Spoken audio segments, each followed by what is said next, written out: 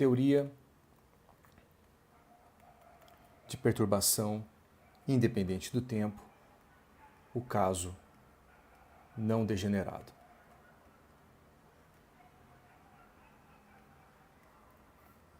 Bom, nós estamos desenvolvendo a teoria de perturbação independente do tempo, então nós estamos resolvendo essa equação diferencial que nós conhecemos, né? Nós sabemos quem são esses autovetores e conhecemos os autovalores de energia. E, claro, estamos lidando com um conjunto completo.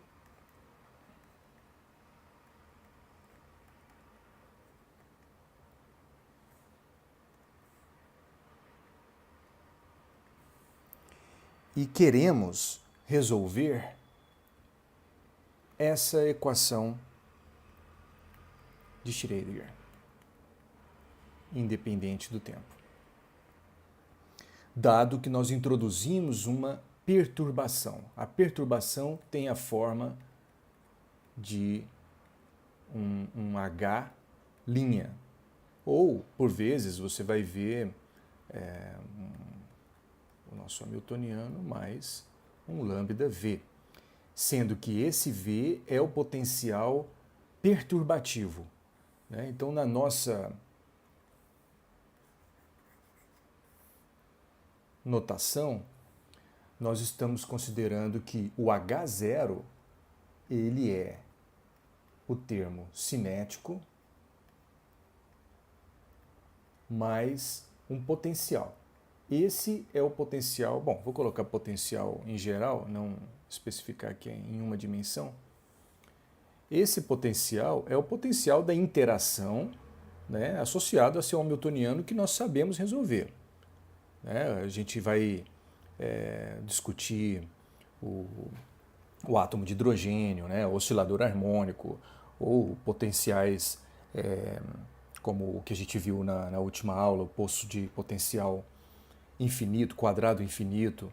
Então esse potencial descreve o seu sistema físico. E agora nós estamos introduzindo um outro termo, que é H'. Então, por isso, aquela notação de colocar aqui um V, né, é uma notação bem distinta, porque existe um V aqui dentro, né? O potencial V, ele está aqui dentro do hamiltoniano que você sabe resolver. Esse H' é um potencial perturbativo, ou um termo do hamiltoniano perturbativo.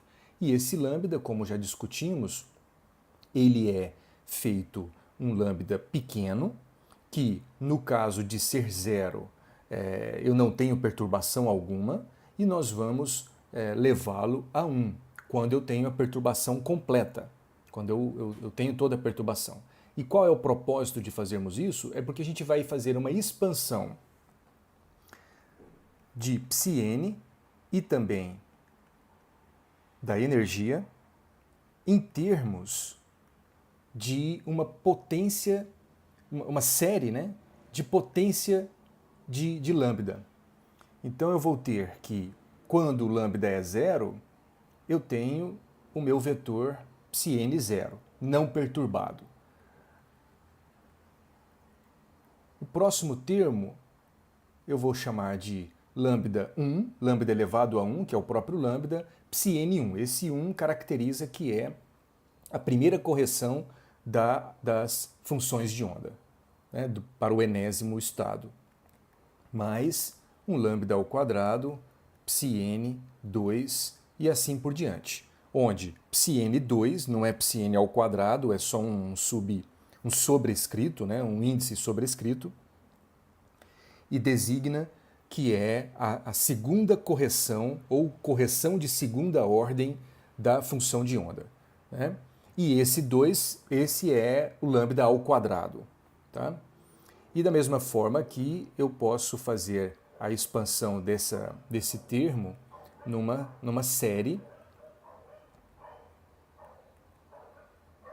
onde EN0 é a energia conhecida do sistema físico conhecido, né? E EN1 é a primeira é a correção de primeira ordem, dado esse potencial perturbativo adicionado, esse termo perturbativo adicionado, né, no seu hamiltoniano. E escrevendo até lambda, até de segunda ordem, em termos de lambda,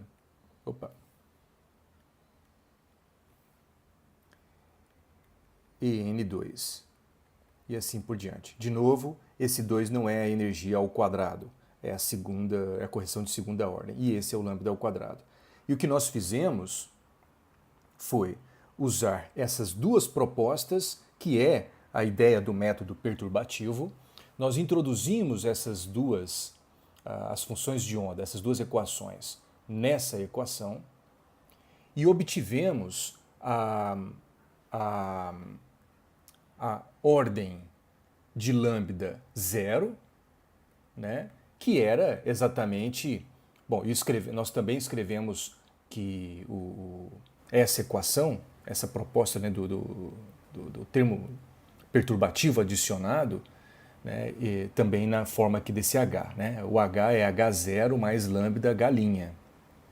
Então, fazendo uso dessas três equações nessa equação, nós chegamos à ordem zero, que era H0 psi n0,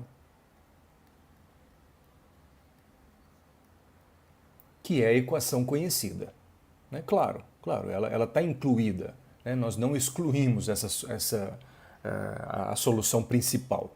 Né? O H0 está incluso e o psi n0 está incluso em psi n, e a energia também tem como seu primeiro termo o n0. Então, substituindo tudo isso aqui, eu tenho essa primeira equação quando eu pego todos os termos da equação resultante dessa substituição que não dependem de lambda. Quando eu faço a ordem de lambda 1, né, ou de lambda, e lambda ao quadrado, eu vou ter todos os termos que estavam multiplicados por lambda na equação resultante. Tá? Isso vai nos dar uma equação diferencial, e aqui vai me dar uma outra equação diferencial. Dessa equação diferencial, nós conseguimos fazer a correção En1, a correção de primeira ordem, né? E também psi n1. E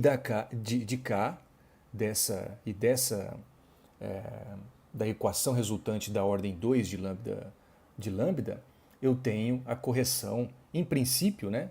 Eu teria a correção tanto de n2 quanto de psi n2. Porém, esse método que ora nós desenvolvemos aqui pelo nosso livro do Griffiths, ele é um método que não nos permite fazer a correção de segunda ordem para a função de onda e para as demais ordens também. Né? Então, nós vamos trabalhar com essas correções da teoria de perturbação caso não degenerado. Se você faz a substituição, veja, H0 mais lambda H' atuando em psi n0 mais lambda psi n1 mais assim por diante, isso vai ser igual a en0 mais lambda en1,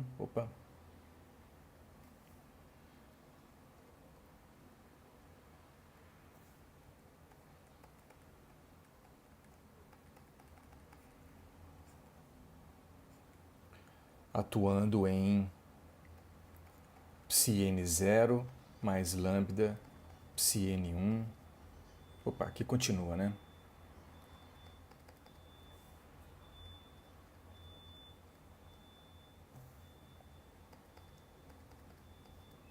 Quando eu faço essa substituição e depois eu faço os produtos, o primeiro termo é aquele que eu escrevi, foi o único que eu escrevi nessa H0 atuando em psi n0 vai resultar em n0 psi n0. Esses são os termos que não dependem de lambda, tanto do lado esquerdo quanto do lado direito.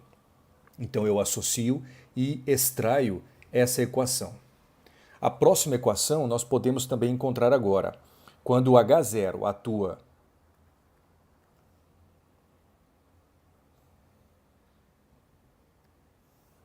Quando H0 atua nesse termo, teremos um lambda que multiplica H0 em... Opa, desculpa, eu estou olhando já o lado direito, né? H0 que multiplica o psi N1 mais o H' que atua em psi N0. Né? Aí, claro, aqui vai ter lambda 2, que eu não vou escrever, né? Continua para outras ordens de lambda. E desse lado de cá, eu vou ter N0 que multiplica esse, então vai ficar um lambda. Você entendeu que esse que eu circulei é como se eu já tivesse cancelado, nem estou escrevendo ele aqui, né? Então eu vou ter aqui um lambda En0 com psi-N1, mais o lambda está em evidência, En1 no psi-N0. Tá? E isso continua para as outras ordens de lambda. Então esse cochete que multiplica lambda e esse cochete que multiplica lambda devem ser coeficientes iguais. Os coeficientes que multiplicam esse lambda com outro lambda devem ser coeficientes iguais. E isso me dá a equação de ordem para lambda 1. Né? Então eu posso escrever na próxima página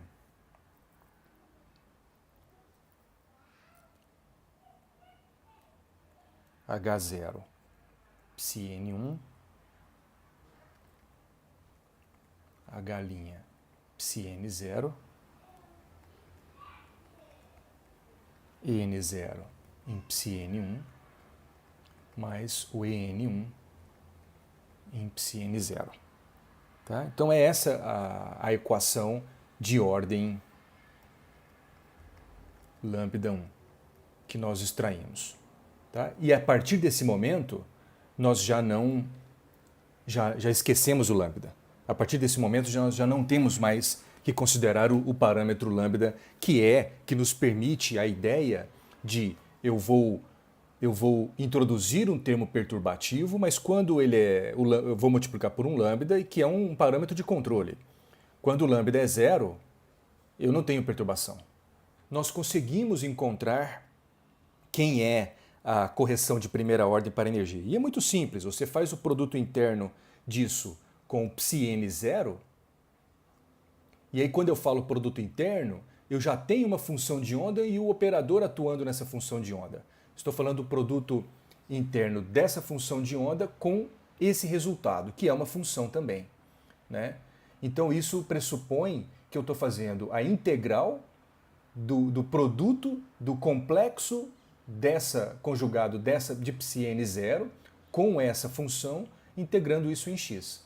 Tá? É o produto interno. Ou em notação de braquete, você vai ficar e designando, como já discutimos, o estado do ket, ou do bra, o estado do vetor, usando o próprio índice, a própria função, né, a função de onda, então eu fico com algo assim.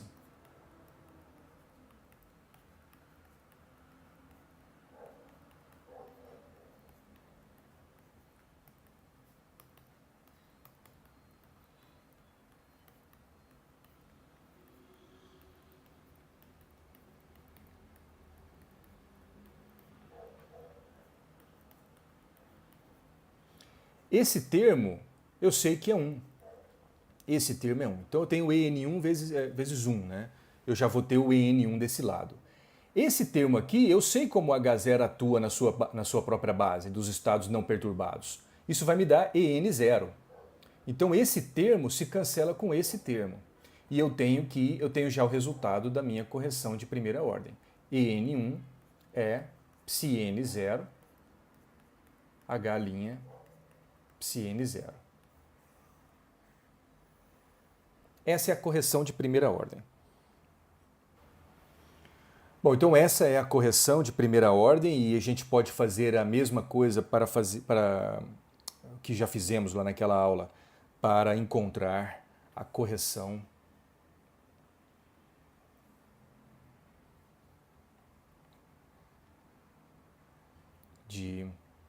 da função de onda. A primeira correção da função de onda. Tá? E nesse processo, nós tivemos que propor, no cálculo da correção da função de onda, nós tivemos que propor que ψn1 é o termo da função de onda perturbada para o enésimo estado, nós propomos que isso era uma combinação linear de estados não perturbados.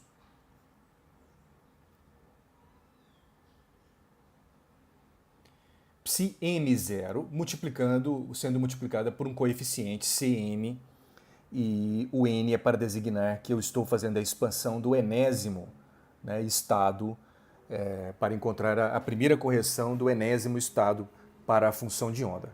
E nós fizemos essa consideração, né, que é uma combinação linear, claro, o ψn1 vai ser uma combinação linear dos estados não perturbados, e eu preciso encontrar quem são esses coeficientes, né? E eu posso fazer essa proposta, jogar nessa equação, e dado que eu já tenho o en1, né, eu vou encontrar quem é essa correção aqui. Eu consigo encontrar quem são esses coeficientes. Pois bem, só que para esse método funcionar, eu tenho que excluir a possibilidade dele ser igual a n. Porque senão eu vou ter um termo que no denominador vai zerar. Eu tenho um termo que vai zerar. E essa restrição de fazer isso funciona, eu consigo resolver todos os casos onde não há degenerescência, porém me restringe exatamente nisso mesmo, né? Me restringe no fato de que quando há degenerescência, eu não posso usar esse método ora desenvolvido. Tá? O ψn1 corrigido, ou melhor, até o CMN encontrado, e depois você pode escrever quem é o ψn1, né? Mas nós encontramos por esse método que o CMN ele é ψm0, H' ψn0 dividido por en0 menos em0. É por isso que nós fizemos a restrição de tirar essa componente n. E fizemos um argumento lógico de dizer o seguinte: se n1 satisfaz aquela equação diferencial que vem dessa equação, se ψn1 satisfaz, ψn1 mais, aqui é um lembrete, ψn1 mais um alfa ψn0, aqui ψn1 é toda a combinação linear dos termos não perturbados. E se eu fizer a soma de um outro termo, né, aquela equação diferencial para esse operador, dado que isso daqui é um elemento, é um termo de um potencial adicionado, né, e a equação diferencial vai estar aqui, né, para esse H0. Então, se eu adicionar um termo ψn0, multiplicado por um coeficiente qualquer, ainda isso ainda será uma solução. Isso genericamente. Né? E aí eu posso falar, bom, então eu vou colocar um alfa tal que eu retiro a componente ψn0 de ψn1. Então eu faço exatamente esse processo, de retirar uma das componentes, a ψn0. Então, matematicamente, pela equação diferencial, isso é possível de ser feito. E isso é importante que seja feito para esse método que estamos desenvolvendo, que, sim, ele é limitado, ele tem essa restrição, né, para que esse método possa ser desenvolvido e possa ser útil de alguma forma. Né? E aqui você vê o porquê. O en0 menos em0, se quando eu fizer toda a varredura do m, se alguma hora o m puder ser n, aí esse termo aqui zera. Esse termo zera. E isso só não será problema quando? Quando esse cara não é zero. Isso é problema quando isso aqui não é zero. Porque se eu tiver uma coisa diferente de zero dividido por zero, isso vai explodir com esse denominador. Agora, se o meu elemento de matriz a galinha em mn, se isso aqui for zero, esse coeficiente já zera. Esse coeficiente zera. E se ele zera, ótimo, eu não tenho o problema da degenerescência. E isso que eu acabei de dizer está por trás do método do caso degenerado que nós vamos desenvolver. Bom, depois disso nós fizemos a correção de segunda ordem.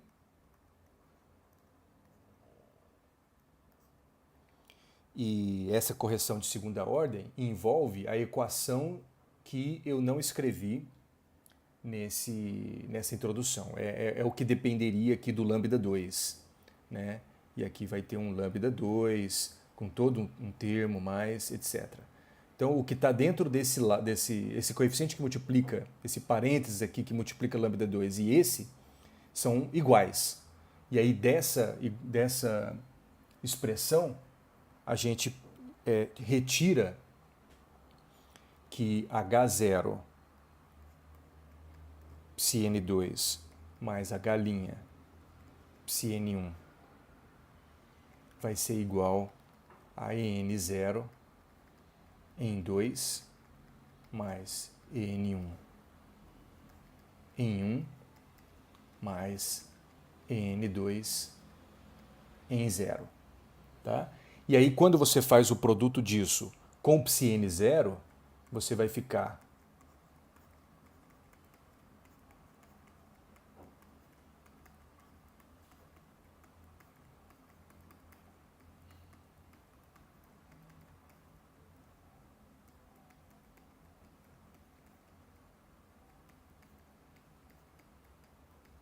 vai pensando, eu posso cancelar isso aqui?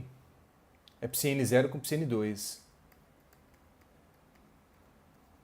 Eu fiz essa pergunta na última aula e ela é muito importante. É uma pergunta que, didaticamente, é importante que o professor faça e que a gente pense isso. Bom, de novo, esse termo aqui é igual a 1, né? Então eu tenho en2. Quando eu fizer H0 atuar nesse Bra, isso vai me dar um en0, e aí eu vou ter um estado psi n0 com psi n2. Aí esse cara vai cortar exatamente com esse cara.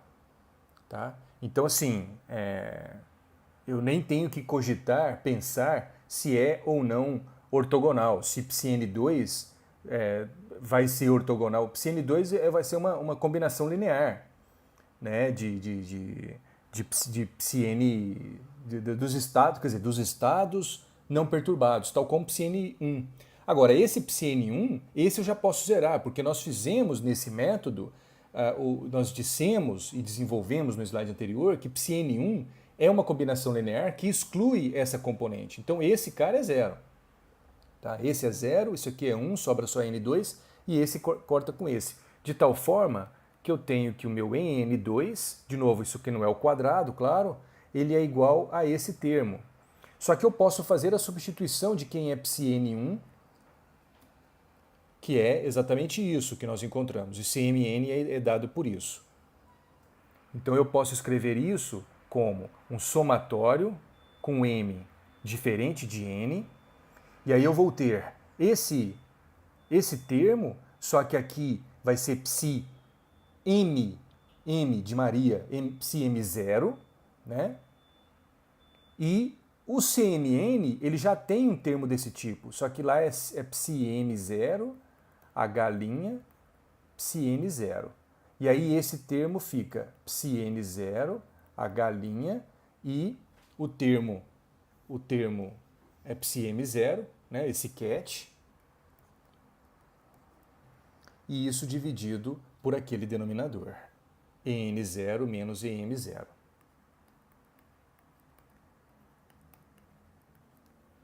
Tá? Essa é a correção de segunda ordem, que nós podemos também escrever de forma mais compacta como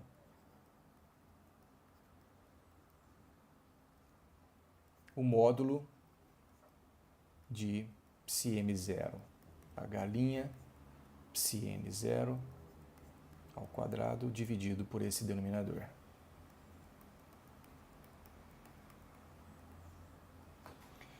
Então você percebe que nós encontramos quem é EN1, psiN1 nós encontramos, não agora nessa aula, não fiz essa dedução agora, mas foi feito na aula passada, e encontramos o EN2. Sendo que esse psiN1, ou melhor, dentro dele, né, o CMN, e esse cara, esses dois elementos, a energia, a correção de segunda ordem para a energia e a correção de primeira ordem para a autofunção, para as autofunções, elas divergem quando n igual a m. A não ser que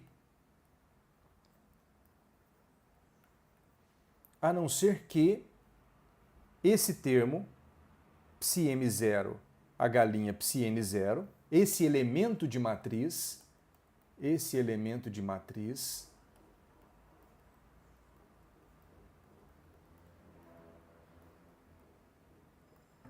seja igual a zero. Quando ele for igual a zero, esquece. Né? Eu não vou ter o problema. Eu já não vou ter o problema. E note o seguinte, EN1, essa correção é muito simples de ser obtida. Eu tenho o valor esperado desse potencial perturbativo adicionado. É o valor esperado dele em termos do enésimo estado não perturbado. Então, é um elemento de matriz, é uma matriz e é o termo diagonal.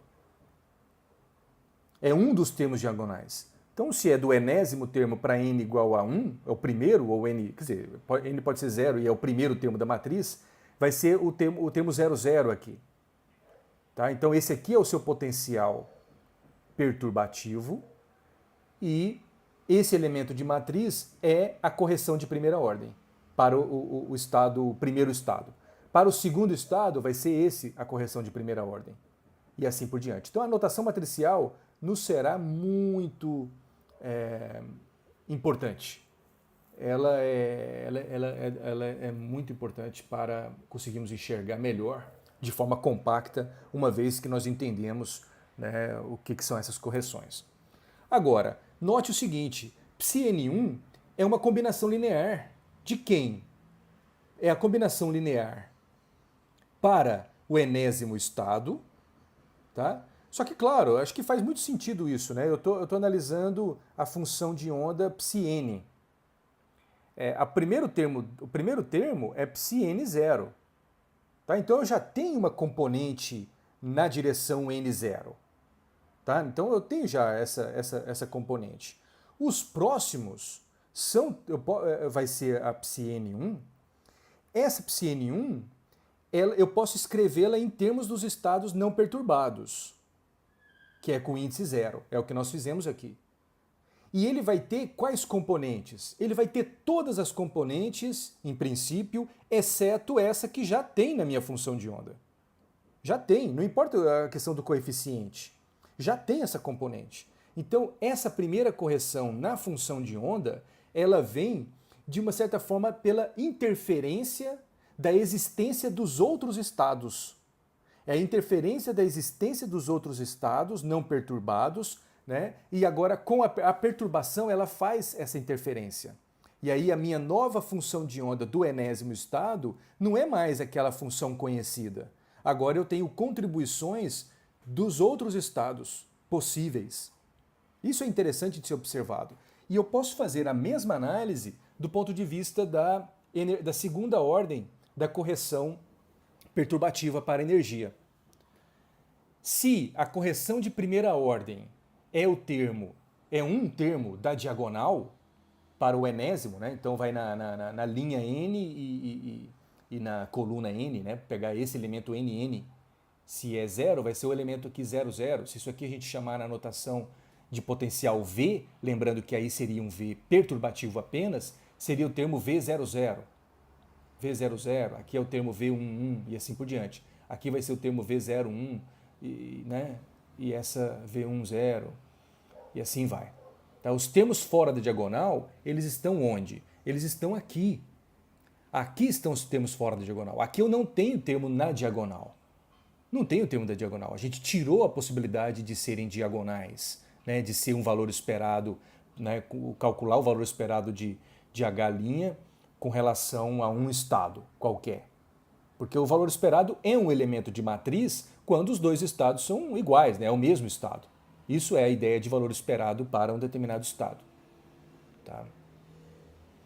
Então aqui são exatamente os termos fora da diagonal. Então nessa notação matricial, eu vou pegar os elementos fora da diagonal aqui. Eles é que vão trazer a contribuição para o EN2. O EN2. Quais eu tenho que calcular? Todos. Em princípio, todos. Agora, fisicamente, quando a gente for resolver alguns problemas, como o do oscilador harmônico, a gente vê logo de cara que não são possíveis todos os estados. Então, se eu estou analisando se eu trato do oscilador harmônico para o enésimo, né, aí eu vou lidar dessa forma, mas agora quando eu penso, eu quero a correção de segunda ordem para o estado fundamental do oscilador harmônico. Então eu vou colocar n igual a zero e eu quero a correção de segunda ordem. E aí eu vou ter o quê? Eu vou ter todos os estados que contribuem com o n igual a zero. Né? Todos os estados que vão acoplar, dado que eu vou atuar o H', que é o termo perturbativo, como vamos fazer daqui a pouco, né? Nós vamos fazer daqui a pouco isso, um termo perturbativo no potencial do oscilador harmônico, e esse termo perturbativo, né, eu vou ter que calcular esse elemento de matriz. E aí a gente pode ver que eu tenho algumas condições para que esse produto exista, para que o elemento de matriz exista. Dado que aqui, por exemplo, é zero, não vai ser todos os valores de M possíveis nessa varredura. Quando é zero, esse somatório já fala que nem existe. Não tem essa possibilidade. Quando é 1, será que eu vou ter esse elemento de matriz? Dado, claro, vai depender da forma do seu potencial perturbativo. Quando M for 2, será que vai ter contribuição? E quando for maior do que 2? Tá? Eu vou ou não ter contribuição para o estado fundamental, para a correção do estado fundamental do oscilador harmônico. Então essa é a ideia e esse argumento ele nos será muito útil para o desenvolvimento da teoria de perturbação independente do tempo, no caso degenerado. Né? Você vai se lembrar desse comentário aqui. Eu vou fazer de novo o exemplo e discutir melhor agora com vocês o exemplo 6.1 do Griffiths, onde é discutido o poço quadrado infinito. O poço quadrado infinito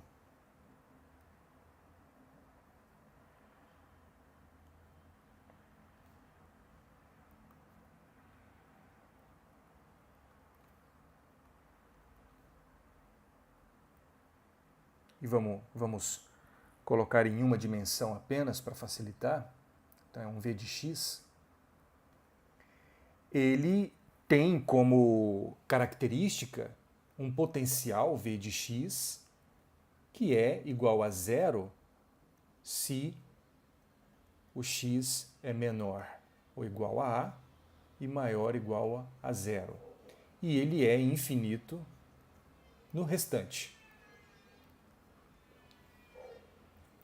E a função de onda para esse sistema, ela é raiz de 2 sobre A, seno de n π por A vezes x para valores de n, que começa no 1, 2, 3 e assim por diante. Tá? Então eu tenho um potencial e ele vem até aqui no zero. Tá? Nem vou desenhar, mas é o que está já restrito por isso aqui. Né? Agora, a ideia é fazermos uma perturbação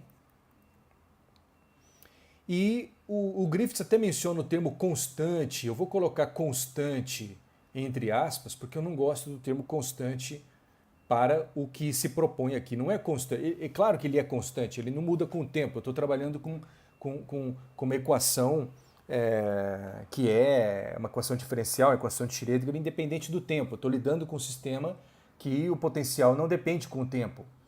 Tá? E, então, assim, o constante, em geral, é quando se refere a não mudar com o tempo. Mas o sentido que ele coloca aqui é o sentido de uniforme, que é o mesmo valor para todo o espaço, dentro de 0 até A. Então, o meu potencial é o seguinte. Esse potencial adicionado é V0. Então, aqui eu tenho um V0 adicionado e aqui vai para infinito. Ou seja, eu levantei o piso. Eu levantei o piso, não é mais 0. Agora o piso é um V0. Tá? Então, esse perturbação constante, ela tem um certo interesse, assim, tem uma certa importância denominarmos agora que é uma perturbação constante, ou melhor, no sentido que eu prefiro usar, que é uniforme, porque nós vamos fazer integrais. Eu vou fazer uma integral, né, nesse elemento de matriz. Bom, esse é 0. Aqui. Eu vou fazer a integral, né, da função do produto da função de onda com esse termo que é o perturbativo, a galinha, que é o V0. E esse V0, por ser uniforme, por ter um valor constante nesse sentido, né, ele é uma constante, então ele não depende de x. Então, na integral, ele não vai fazer diferença. Tá? Então, ele pode sair. Isso vai facilitar muito, a gente nem vai precisar resolver a integral nesse sentido. Então, essa perturbação é V0. Tá? Então, veja bem que eu estou denotando esse 0 aqui em cima no sobrescrito para denotar os estados não perturbados, ou as energias não perturbadas. E esse V0 aqui é o V0 usual que a gente fala, né, que é um potencial constante, um potencial inicial, que a gente está habituado de chamar de V0. Então, a partir dessa perturbação, eu posso encontrar quem é a correção de primeira ordem para a energia, que é igual, vou colocar a expressão que nós encontramos no primeiro slide, que é o valor esperado de H' para o enésimo estado. Tá? Então eu tenho a função de onda para o enésimo estado dos estados não perturbados. E aqui eu tenho exatamente a função de onda do enésimo estado não perturbado. E no lugar do H' eu vou colocar simplesmente o V0. Mas assim, para didaticamente, vamos lá. V0 fica do lado de fora e por isso eu não preciso resolver integral alguma. Tá? Isso é 1, ou seja, o EN1 é igual a V0. E aqui, pela própria característica de ser constante, os termos de segunda ordem zeram, não existem. Né? Você pode pensar que é uma matriz diagonal. Tá? Então eu só vou ter V0, vezes a identidade. Né? Então aquela matriz H' é simplesmente V0. É isso aqui que eu escrevi, né? Mas aí você pode pensar que isso aqui está multiplicado por 1. Né? É a identidade. Então, para qualquer estado N, eu tenho só V0. Isso implica que os termos fora da diagonal, por conta da identidade, são 0. E aí eu não tenho correção alguma. EN2, EN3, tudo zero. Tá? Todos zeram. Então a correção para energia já resolvemos, é essa. E é o que você espera. Se você faz exatamente, o poço de potencial quadrado infinito, mas no lugar do zero coloca V0, é exatamente essa correção que você vai ter para os estados de energia. Tá bom? Então, seja lá qual for a energia EN0, né, que aqui nem especificamos quem é o EN0, mas agora a correção somando com o EN1 é simplesmente somar V0. E isso não vai ser nem aproximadamente, né, vai ser igual agora ao valor EN. Essa é a energia do sistema feito por teoria de perturbação. Bom, tão simples quanto isso. Né? Esse problema, para esse potencial simples, leva, pela teoria de perturbação, a eu simplesmente calcular esse valor esperado. Ou melhor, de forma mais geral, esse elemento de matriz. Né? Em suma, muito do que nós vamos fazer é calcular elementos de matriz. No caso, esse elemento de matriz, por ser da diagonal, é um valor esperado com relação a esse estado enésimo. Agora, na sequência, o Griffiths pede para resolvermos um outro problema.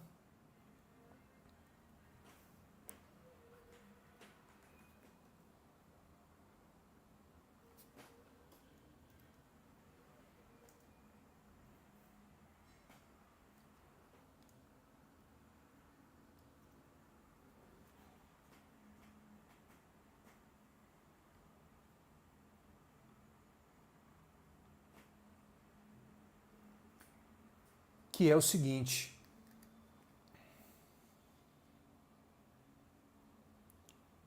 esse levantamento do piso, ele vai ocorrer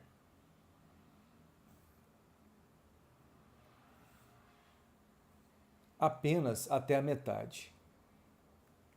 Da metade até o A, ele continua no zero e depois sobe.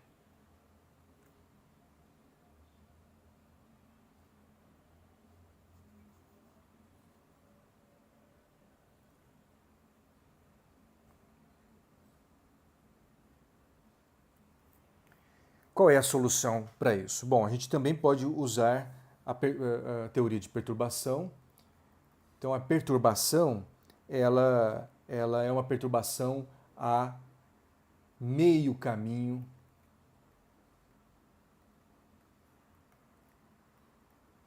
do poço. Ou seja, ele vai ser V0 entre x entre A sobre 2 e 0. Tá?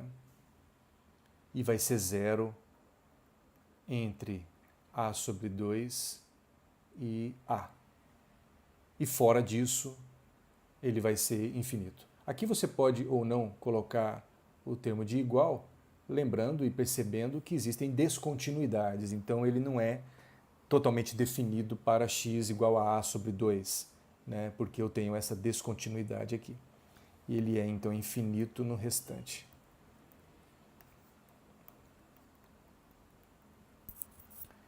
Bom, então essa é a minha perturbação. E o que você pode fazer? Você vai calcular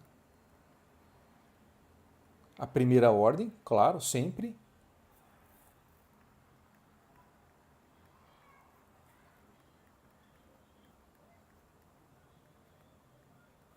Que é esse termo diagonal, tá? Esse termo, esse valor esperado.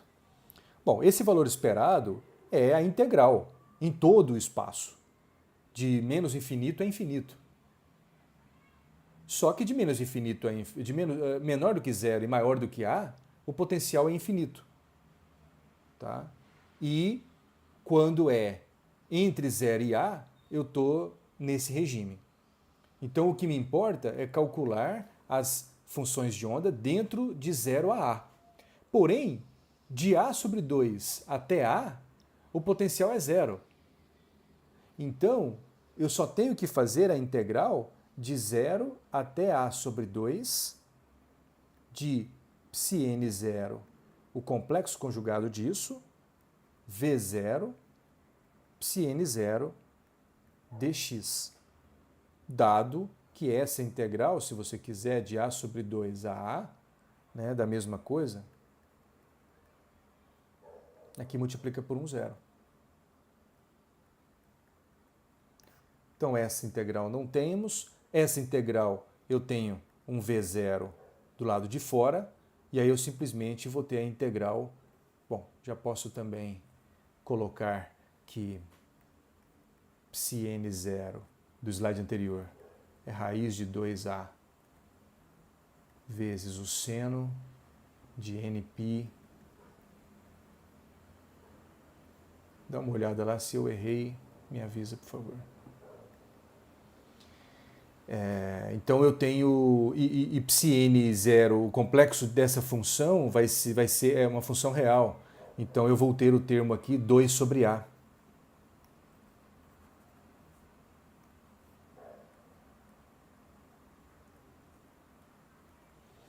E tenho a integral de 0 a sobre 2 de seno ao quadrado de n π por a vezes x. E aí temos que resolver essa integral. Essa integral, como eu já falei para vocês, nosso trabalho é entender teoria de perturbação. Não que você não possa ter gosto e vontade e querer deduzir isso, né? Mas a integral de um seno elevado à enésima potência de uma constante c vezes x dx, que é exatamente a integral que nós precisamos, é igual a menos o seno na potência n-1 desse cx vezes o cosseno de cx. Não precisa desse parênteses que eu estou colocando, mas eu acho que fica mais, didaticamente fica melhor. Mas, pô, eu escrevo muito grande, né, pessoal? Mas quando eu me restrinjo, fica complicado.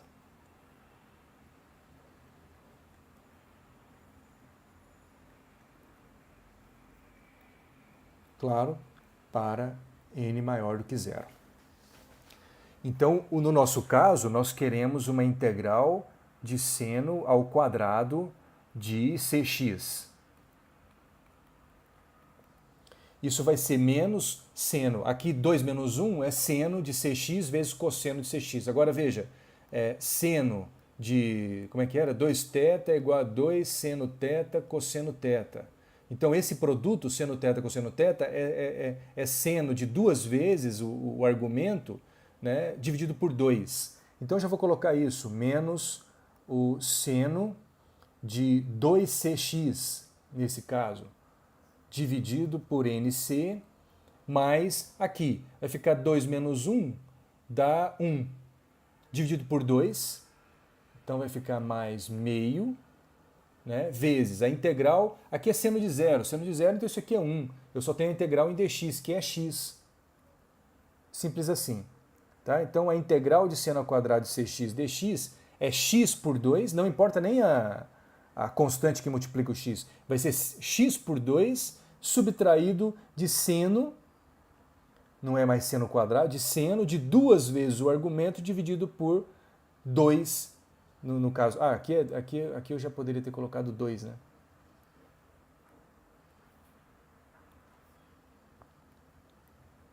(2c). Tá? Então é isso que a gente tem que resolver, que tem que usar. Aqui na página anterior,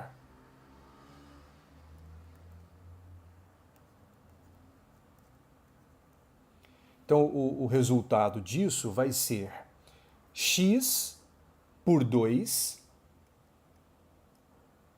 menos o seno de 2 vezes nπ sobre a vezes x, e isso dividido por 2 vezes c. 4 vezes c, né? Não, é 2 vezes c. Parece que eu lembro de um 4.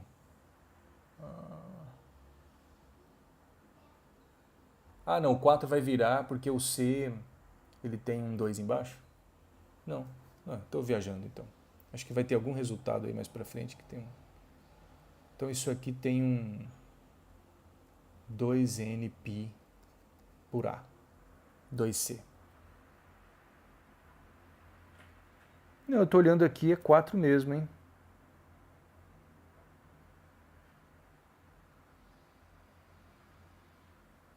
Ah, saquei.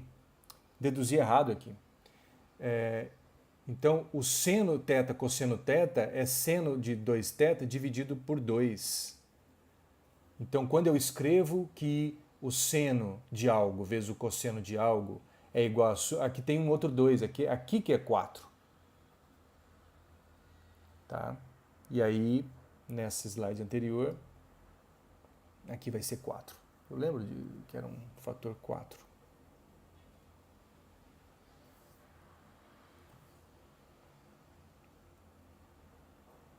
Nos limites de integração, de 0 a A sobre 2. Pensa quando isso aqui é 0. Quando isso aqui é 0, o primeiro termo é 0 e o segundo termo, seno de 0, é 0. Então, para esse limite, esquece, já acabou.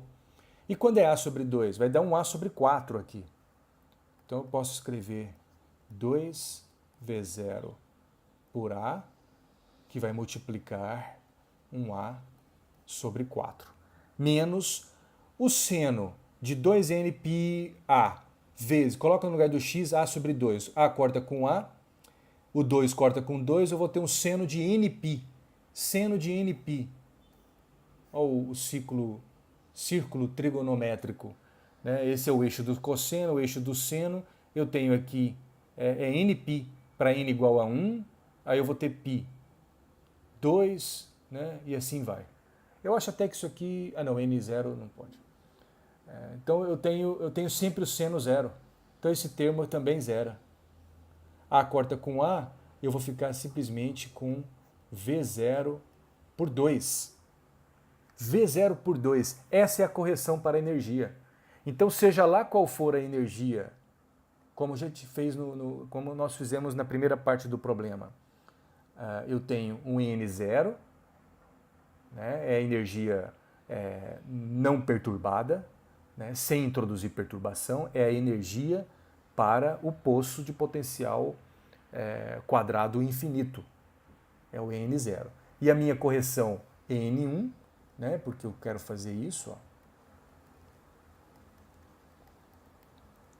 Quero introduzir a primeira ordem, tá? Então isso vai ser simplesmente V0 por 2.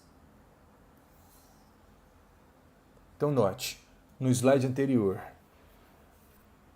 eu resolvi o problema dessa forma e ficou perfeito, né? Coloquei a perturbação de primeira ordem e eu tenho exatamente a solução exata. Agora, usando teoria, ou seja, a solução exata ou com teoria de perturbação deu o mesmo resultado. Ótimo. Por conta dessa característica matricial que eu mencionei para vocês, né, o V0 é como se fosse um V0 vezes a identidade. Né? E aí é só V0, não tem termo fora da diagonal. Agora aqui, nem sei como que poderia colocar isso numa forma matricial, né? Mas tem essa estrutura. E a gente nem vai lançar a mão então dessa forma matricial. Eu fiz a conta desse termo com esse. Né? E esse termo com esse tem esse resultado, V0 por 2, e é um valor aproximado. Aqui é como se tivesse o seguinte, a primeira correção é como se eu tivesse corrigido levantando o poço em V0 por 2. Mas esse é só o primeiro termo perturbativo. Com os demais termos perturbativos, você em princípio corrigiria esse problema. Né? Em princípio iria corrigir. Esse, claro, é um problema didático, é um problema construído para a gente treinar. Tal como os potenciais que nós estudamos lá no livro do Eisberg e Resnick, de Física Moderna ou Estrutura da Matéria, aqueles potenciais eles têm dois propósitos. O primeiro propósito é simplesmente treinar, resolver equações diferenciais para aqueles potenciais. O segundo propósito é que, por vezes, sistemas físicos de interesse têm funções, podem ser descritos por potenciais como uma barreira de potencial. Você pode, né, fazer como uma barreira de potencial, ou um potencial, sei lá, parabólico, um potencial quadrado infinito ou finito, ou o oscilador harmônico, que é bastante utilizado, tem bastante aplicações, né? E tudo você faz isso também com o propósito de desenvolver o método de resolver equação diferencial,